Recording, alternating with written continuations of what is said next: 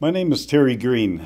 I'm a person who is totally blind, and I'm going to talk about the right to vote. And for a person who is blind, as other people with different types of disabilities, in a democratic society, the fundamental right is the right to vote, because without the vote, you don't have a democratic society. It was 1979 when the federal election for the first time used templates which enabled a greater independence of persons who are blind to vote. Since then, the Elections Canada and the other 13 jurisdictions now in Canada have been working to make elections more accessible.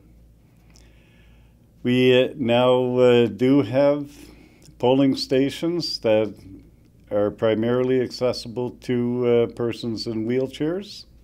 There's still the occasional one that's not.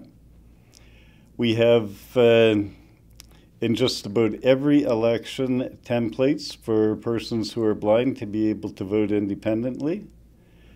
But we still don't have access to information about candidates prior to going into the polling station and casting our vote. So, although since 1979 we have, 32 years, we have come a long way in terms of not being able to vote at all to elections and voting being more accessible. I think we still have further to go and more educating to do of politicians to make sure that not only can people with disabilities, regardless of the type of disability, exercise their right as protected in the Charter to vote independently and secretly for politicians either in Parliament or their legislative assembly, but we will have, as persons with disabilities, access to information about every candidate that runs. And then we truly will have accessible elections.